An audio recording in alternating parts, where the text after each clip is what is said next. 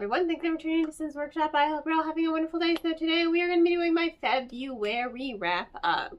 I read 14 books. I went on vacation the last week of February, so that whole last week wasn't so much like time to read. It was just like catch up on work. So it is what it is. I did want to do more, but obviously that didn't happen. And some books kind of put me in a little bit of a slump. So we'll get into that. First up, I read Fledging. This was not a great month for me. I was really disappointed by a lot of books. This was a book that was sent to me by a publisher. It was a Final Proof arc sent to me, and I have to say I was ultimately disappointed. It did remind me a little bit of Total Recall in the remake, in the way that the society was kind of broken up, you know, with high earth and low earth, right? I think what I struggled with was the world building the most, because some of the semantics with some of the low earth royalty didn't quite make sense, or it was hard to keep track of with all these different characters. Because that's another thing, there are a lot of characters, and I often found myself just kind of having to reorient myself again with these characters and be like, okay, wait, who are you again? Because it's also not linear, you know? These are all things I normally don't mind. I don't mind non-linear storytelling. I don't mind when you have a plethora of characters. I don't mind that stuff. It just didn't flow in this book, which sucks because I do like Ali's rom-coms, strangely enough. I do like her contemporary young adult romance books quite a lot, actually. This book just didn't hit it for me, and I was really, really excited to read it because I like her contemporary romance books, and I love dystopian sci-fi as well. A lot of books with like political intrigue. Those are things that I really do like and I tend to gravitate towards. I just don't think it worked in this book. I feel like it could have been two different books, and I think that would have been better. And I honestly feel like maybe because the book does say, you know, if you go on Goodreads or Google, you know, book one, right? And I'm like, oh, it's a book one of a series. Okay, great. I have a feeling that the publisher decided to be like, you know what, we don't really feel like this book's gonna hit it for us. So instead of making it a series, let's just make it one book, right? Because it felt like there was so much crammed in there that it just, the pacing wasn't always on point. The way it went back and forth with the characters in the nonlinear way didn't flow in a way to keep you hooked. And that was really, really unfortunate because I really had high hopes for this book. But I do think if the book had been split up into two different books, it would have been a little bit more concise. It would have been easier to follow. It would have been better fluidity as well, you know? I think based on like the back cover blurb, I feel like things were missing as well from the book, you know? The back cover blurb does say, you know, the tension between her and Safa's twin brother, she doesn't know what to do about it. And I'm like, oh, so there's going to be like a simmering enemies to lovers thing going on here. And that's not really never developed at all. But it's what I was expecting based on how that back cover blurb was written. So that's what I'm saying. It feels like the book wasn't as fleshed out as it was meant to be. And I feel like it was meant to be the start of a series that's just not going to get completed anymore, which, you know, kind of sucks. It has a lot of potential. And I think maybe the publisher should have just had a little bit more confidence in it. After that, I read The Rules of Magic. I think this is my favorite one of the series. So we're going to talk about all three of them together. Rules of Magic, Practical Magic, and the Book of Magic, right? I read all three of them back to back to back. I listened to the audiobooks. I have to say, this one's my favorite. I love the characterization between Victor, Jet, and Franny? Yeah, Franny. I love the characterization between the siblings. I love how we're following them on their lifelong journey dealing with magic. And I love how they themselves kind of delve into the magic, because you don't really see that a lot in practical magic. You know, you don't see Sally and Gillian really like delve into the magic in the book. It's been ages since I've read the movie, so don't even ask me about the movie. But I feel like it had a lot more depth to it. And now you have to remember, this one was written after practical magic, like years later, you know, after magic lessons. So she wrote practical magic first, and then she wrote magic lessons, which was also phenomenal. And then you read rules of magic. So her writing style has changed a lot. You get to see that growth when you go from that one to that one. And that's usually why I tend to just say read in publication order. But I'm glad I read these in chronologically versus publication order. I'm glad I read that. It's really a step back for me, in my opinion, because I do get to see that writing style and the way it changed, and how, like, oh yeah, her writing in Rules of Magic is so much better than her writing and characterization in Practical Magic. But Practical Magic very much was of its time. You know, it was very much written in the way most books were written when that book was published. You know, not as, like, dense, so to speak. But I think that's why I liked Rules of Magic way more than Practical Magic. I thought Practical Magic was okay. You know, I liked it. I think I would have liked it more if there had been more magic and a little bit more, I guess, substance to the plot, so to speak. But I like how Sally and Gillian, you know, find each other again and, you know, reunite as sisters. I think their bond is really good. And I think Sally's struggle with her daughters, because, you know, single parent raising them, I think that was also pretty relatable, although I would have liked to see someone delve deeper into the magic element of their family outside of Jet and Franny. I would have loved it more if, you know, Gillian and Sally really delved deeper into it in the book. Which brings me to the Book of Magic, which was honestly a little disappointing to read. It didn't really feel like it was a sequel to the book. It felt like it was more of a sequel to the movie, because it was so very inconsistent. It was very, very inconsistent with plot points established in the 3 previous books. And these are important plot points, like the death of Sally's first husband. They're like, oh, he was struck by lightning. Like, no, he was not struck by lightning. He was hit by teen drunk drivers, you know? He was hit by a car. That's how he died. You know, I wished that the death of her second husband was kind of delved into a little bit more, you know? I felt like it was kind of like brushed over. Her daughter's career path seemed really out there.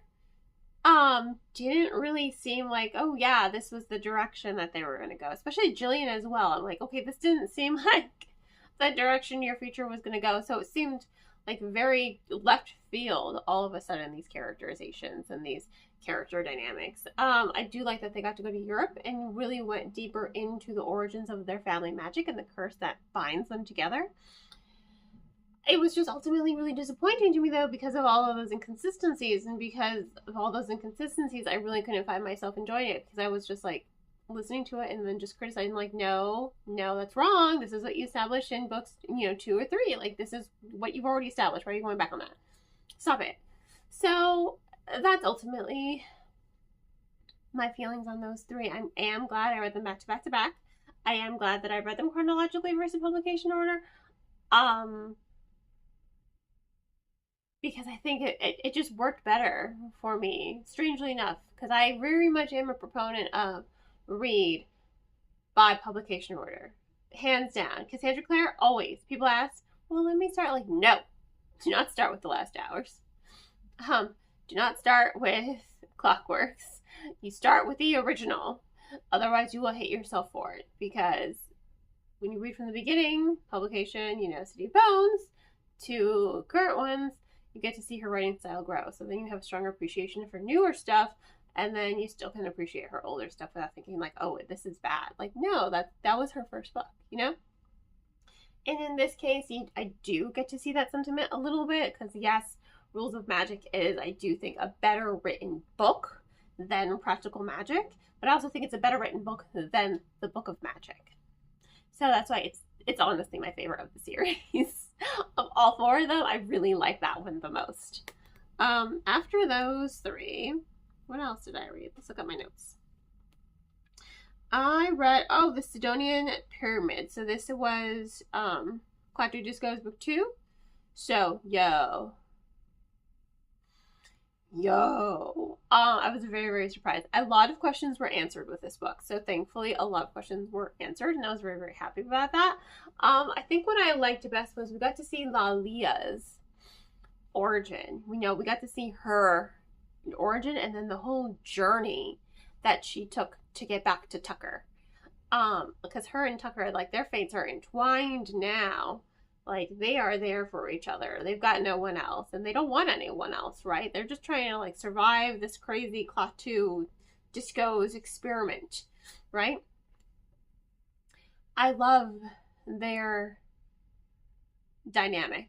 I love seeing Lalia grow, because you really do get to see her grow, because she goes through so much. You had no idea when you first meet her in the first book that she goes through so much. And when you see her again, when Tucker's dad is trying to sacrifice him in the first book, like, she's just like, whoa, when did you become this warrior chick? So to see her entire journey was so powerful, and it was very much tension driven. And I like that we're seeing it through the lens of Tucker's telling the story. Like, he's in the North Pole in the past, and he's telling the story to someone who found him in North Pole. Like, kid, what you doing out here? You call me? And he's like, no, but you're not going to believe me if I tell you. And he's like, try me. So he tells this whole wild story of Lalia's whole adventure. And it's so wild. So I like that we're also seeing it through the lens of Tucker Fay telling the story, because we're also not losing Tucker Fay as a character. So the ending, still can't wait for the second book. The third book, which I started reading, and I'm already like, I love it. I do love it, because they're together again. They're finally reunited. And it feels so good. So it's great. It's honestly so good.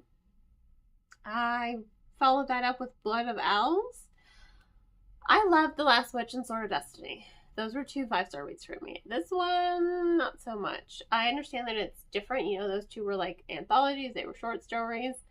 But the tonal shift is so different here. And I understand that there's like a translation barrier there, but I really felt like I was missing something when I was reading this book. I really felt like, what am I missing here? Like, I feel like there's more that's kind of happening in the plot that I'm not seeing because of the translation. Because it feels like nothing really happened. Half the time I'm just like, where are we going here? What are we doing? It's a lot of backstory. It is a lot of,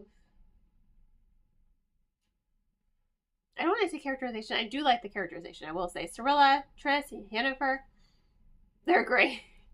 Especially when Trish calls out all the witches. They're just like, you guys are idiots. She's on her period. And they're like, oh, right. And she's like, yeah, she can't train today. She's on her fucking period, idiots. And they're like, right. Sorry. Because they've never trained the girl before. They've never trained the girl witcher. And I love how they all kind of adopt Cirilla. Everyone who meets Cirilla, they just adopt her. Like, okay, you're my child now. Especially Geralt. He's so protective of her. And I love their dynamic. And I love how Yennefer and her soon become to bond, right? And you get to see Cirilla's youth in this book a lot, You get to see just how young she is in this book. And how she's really just learning, and how she has to, like, she's still suffering so much PTSD from everything that's happened to her. And you get that. But you're seeing her kind of grow from it and learn to overcome the trauma. So I liked it. But as far as the plot goes, characterization was great. I just feel like nothing really happened. And I felt like I was missing something. Like, I feel like there was something happening, but I wasn't seeing it. So 4 stars for that one, really. Divided by Fire. So this was a book that was sent to me by the author. They contacted me, they sent me the book, and I, read the synopsis. Like, yeah, go ahead, send me the copy of the book. I would love to read it. I felt like it was going to be something right up my alley. Okay, this was supposed to be my 30 to 50 page a book read, right? Something I'd be done with it earlier on. This book really put me in kind of a slump because I gave up after the second chapter of doing 30 to 50 pages because it was just, that second chapter was 48 pages long and nothing happened. Nothing happened. It was just so utterly boring to me. And that sentiment carried on for the entirety of the book. Even when, you want to know, this speaks volumes. I don't even remember the main character's name, but I remember the name of her husband, Green, her sister, Vasia, her brother, Riker, and then her bastard father, Thornhill. I remember everyone else, but I can't for the life of me remember her name. And I don't have the book anymore because I gifted it to my job. Work at a bookstore. We often gift books to one another all the time.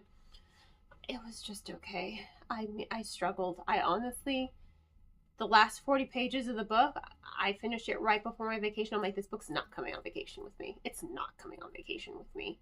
Absolutely not. I'm leaving work today and it's staying here. I was very vocal about that in my break room. My boss was like, wow, you really don't like that book. I'm like, it's boring as hell. It's really so boring. It was just the most boring thing in the world, and I wanted so much from it. I wanted more fantasy. I wanted more dragons.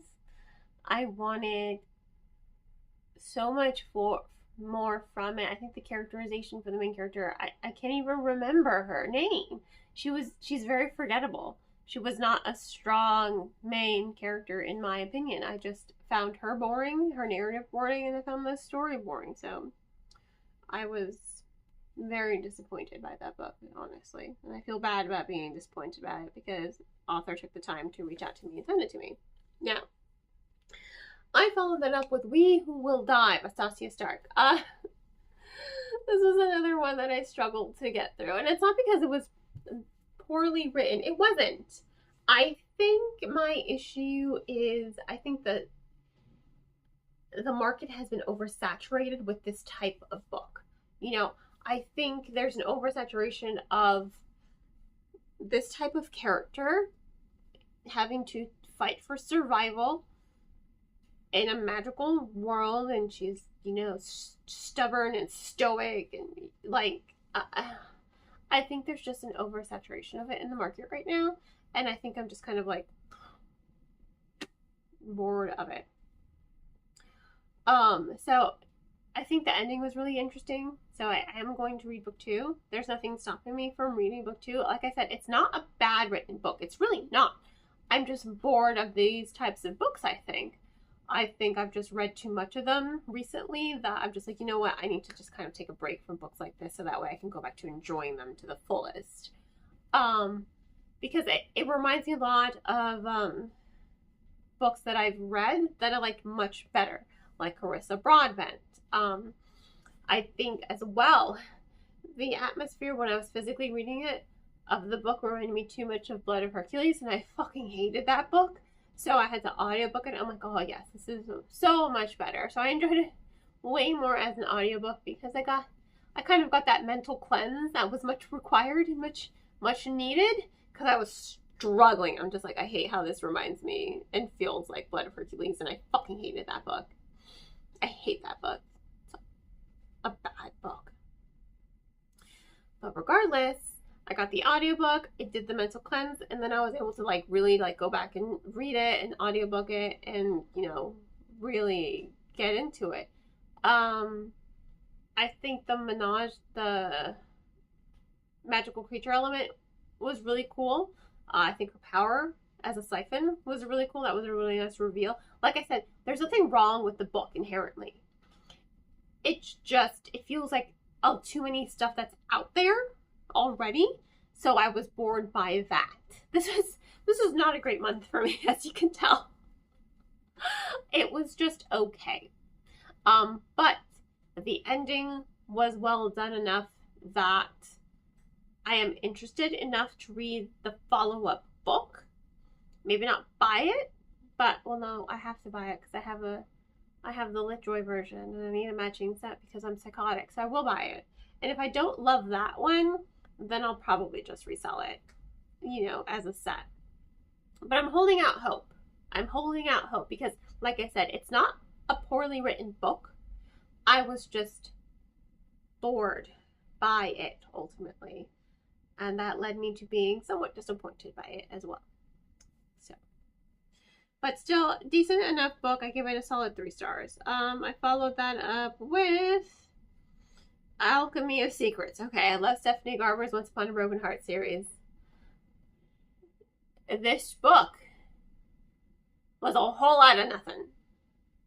Whole lot of nothing. First of all, Holland as a character, I could not connect to her at all. She has absolutely no self-preservation skills. She just continues to make stupid decisions and just think without acting, and she has absolutely no self-preservation skills whatsoever. Okay. I'm also really confused by her age, because for someone who's supposed to be like a grad student, like 26, she seems very much like she is a teenager. She acts like it, you know? I think she very much reads like a young adult character, you know? Not someone who's supposed to be getting her grad and working on her graduate thesis. Like, there's no sense of maturity to her as a character. And that kind of sucked. Because I was constantly having to remind myself, like, no, she's not a teenager. She's an adult. Making stupid decisions repeatedly. She cannot trust anyone around her. Everyone around her has, like, a secret. Nothing is resolved. The entire book, nothing is resolved. There's no resolution to anything. To the point where I thought she didn't even have a twin sister. I'm like, maybe she has a secret power where she splits into 2 people and she doesn't know it. She splits into 2 people. There was an interesting plot twist at the end that I did not see coming. But that's all this book really has going for it. And if it weren't for the fact that this is supposed to be the start of a new series, I would already be selling my Fairy Loot edition. But I'm holding out hope that the second book is going to be better. Because I like having a complete set. But if it were not for that fact, I would just be keeping my Owl Crate and selling the Fairy Loot. And then further down the line, I probably would just end up reselling the Owl Crate. But it's supposed to be a start of a series, so now I'm trapped forever. Because I do like Stephanie Garber's young adult books. I just wasn't feeling this one. Wasn't. I followed that up with The Will of the Many. Now this was a book that blew me away. The Will of the Many. Ooh, that was so good. Okay. It was really so good. I love the Red Rising vibes from it. I think Viz is a really good character. I love his character growth. Most in, you know what I'm trying to say.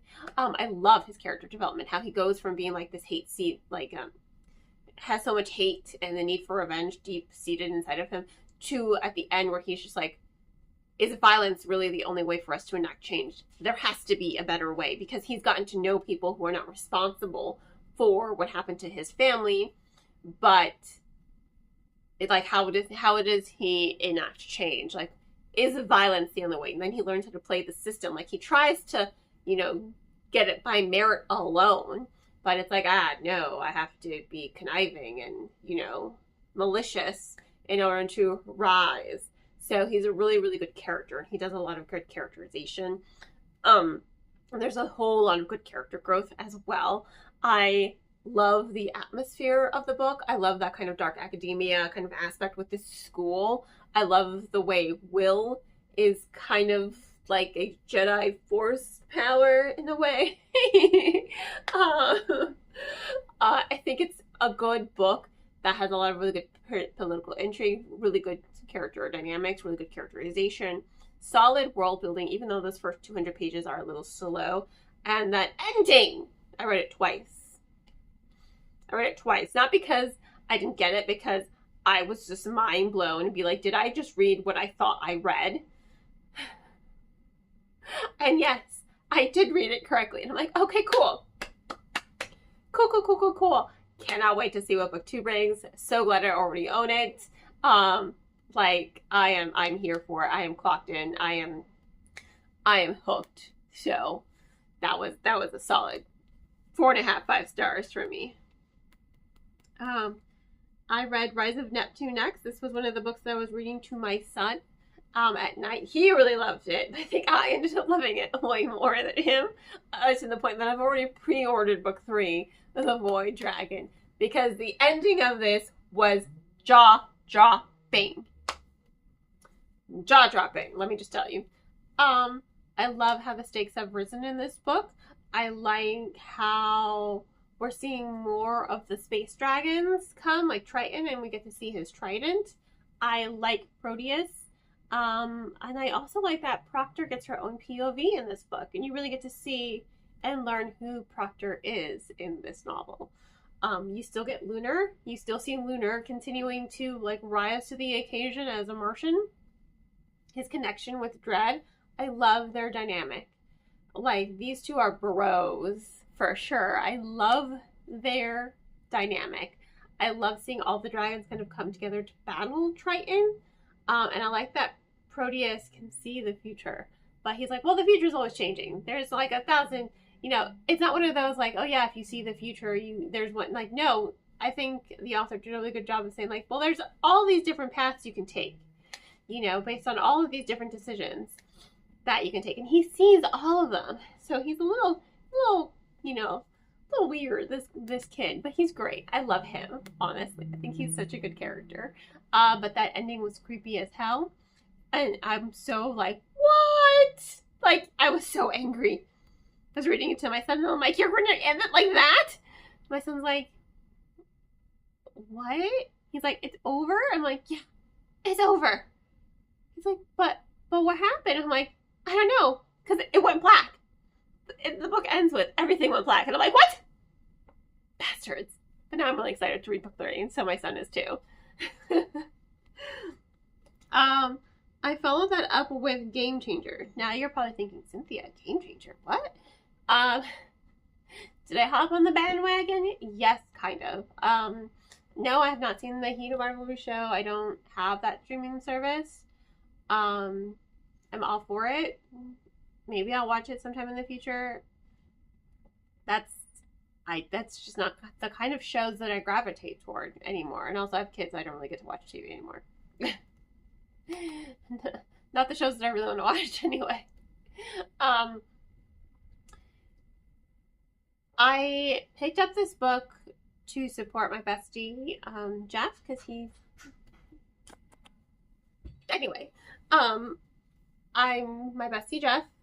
He started his own book club, and this is the first pick, so I'm like, yeah, let me support you. I'm going to support you.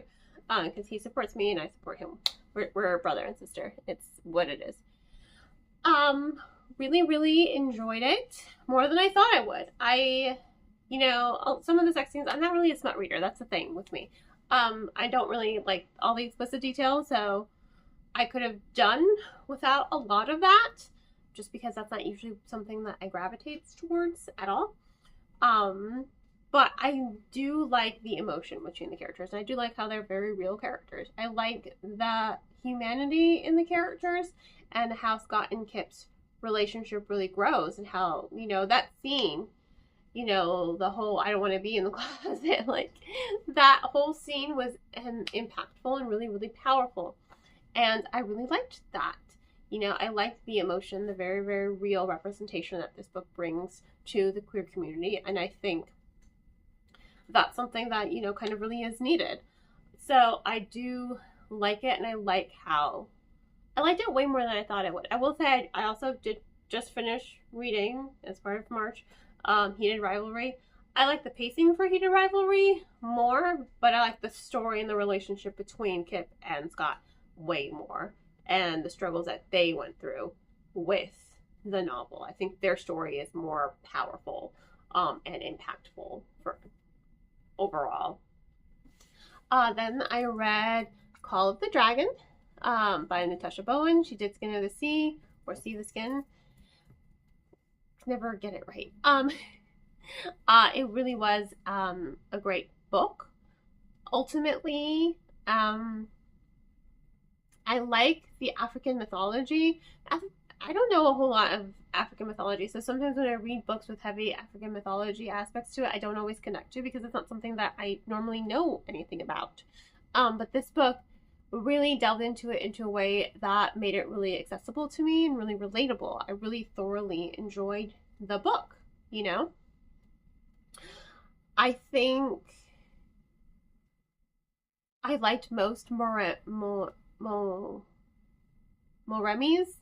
I hope I'm saying her name right. I liked her character development, first and foremost. I think her characterization was really, really well done. I think that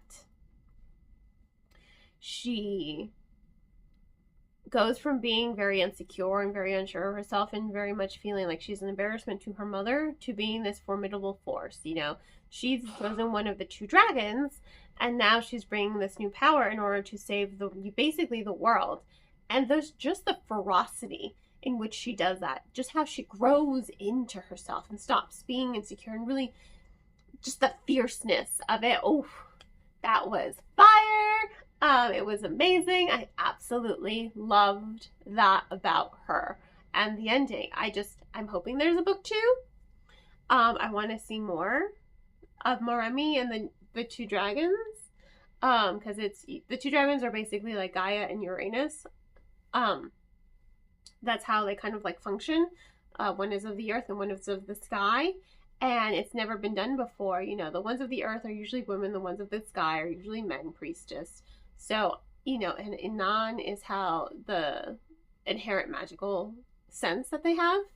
So it was really, really a well done book, really, really well executed. Hands down, absolutely loved it. Couldn't put it down. I'm so glad I just ended the month on a good note. I'm so happy I did. And then last but not least, Cardcaptor Sakura, Volume 5. What can I say that I have not already said? I love Cardcaptor Sakura. This one has Yue in it. It's Yue's reveal and then the judgment. And ends with Errol's arrival. I loved everything about it. It's cute, it's fun, it's sweet, it's just action-packed. I love the illustrations. I love Caro. I think the characterization is just amazing, ultimately. And I loved it so much. So, on that note, thank you all for tuning in. Please don't forget to like, subscribe, and share with all your book-loving friends. Let me know how your month went. And on that note, I'm going to go let my family in the front door now. I hope you all have a wonderful rest of your day. And as always, happy reading.